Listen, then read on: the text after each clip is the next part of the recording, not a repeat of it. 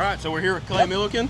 I guess start off, how long you been in racing? Woo, man. Professionally, we'll just go with that one. I quit my normal job in 1998. Okay. I worked at the Kroger food warehouse. I pulled grocery orders. I drove forklifts. I was the janitor. And I'll be honest, my favorite job was being the janitor. They call it a porter. Okay. But anyway. It's a nicer word, yeah. It's a nicer word. Who's calling me? Oh. We'll edit this. Yeah, that's fine. Wing coming out. Look, there'll be a wing coming by. Smile, you're on camera. So I did that for 11 years and got the opportunity. I was racing all the time. I actually started racing when I was going to the racetrack at 15 years old. I'm 59, y'all do the math, I have no idea. It's a long time. Couple years. Yes, a long time, but paying my bills since 98, driving a race car. That's awesome. Sometimes they were late, by the way. Okay. You race, you know. Oh yeah. So the house note might have to wait because we need a new set of pistons. Oh yeah. Hey. Yeah. You were telling me earlier about a motor that you had to secretly kind of put a down payment on and make payments on that you didn't tell your wife about. What's the story on that? I did that. So I'm a Mopar guy. Never could afford a Hemi, but I was always a 440 based guy. Yeah. They're called an RB block, and so Mopar come out with a 598-inch mega block. It's supposed to be really strong. Wow.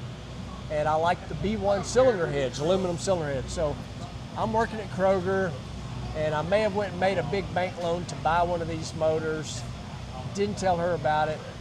And I knew the motor was on the dyno this particular day. I get a phone call, I'm excited. How much power did it make? Oh yeah. That's what I want to know. And they informed me that it not only broke, it also broke the dyno, basically almost fell off the dyno. Oh, it had like a bolt and a half holding it on there, whatever. It literally tilted off.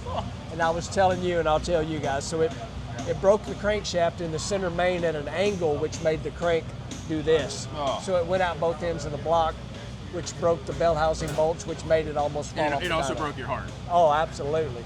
And continued to break the bank for a long time because I had to get another bank loan to make up for that. And this year I will have been married 40 years, and I might have told her about this 30 years ago.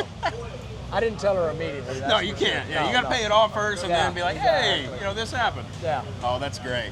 So what would you say to anybody that's wanting to get into drag racing and into NHRA? What is your suggestion? That's an easy one. Find money. Find money. Find yeah. money. Oh, yeah. I mean, that's just the honest truth. Want to drive a top fuel car? Find money. Oh, yeah. And the next thing, I get a lot of questions is how do I get sponsors? Yep.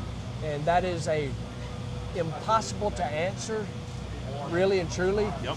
But this is from life experience. I'm telling y'all, my parents had a little tiny grocery store. They kept their bills paid, and that's about it. And I'm driving a top fuel car and have for 28 years or whatever it is. Yep. Every person you meet may lead you to a top fuel car. Every single person. So be nice to everybody. Basically. Be a good person. I got a good story to kind of give an example of this. So, okay. And what I want you to take from this is every person you meet may know somebody that knows somebody that helps you do what you want to do. So we're in Phoenix, Arizona. This is years ago. We're testing, and a few people were there. It was kind of open to the public, kind of not. And a lot of cars there testing. I'm folding a parachute out of the pit area basically, and I'm folding up a parachute. Guy comes up, blue jean shorts, flip flops, t-shirt. Looked like one of my buddies, is what I'm saying. I'm a redneck, so he looked like me. Yeah. And he's like, hey, I'm from the Memphis area. I live near Memphis, Tennessee. And he's like, hey, I'm from the Memphis area. I'm like, cool, nice to meet you.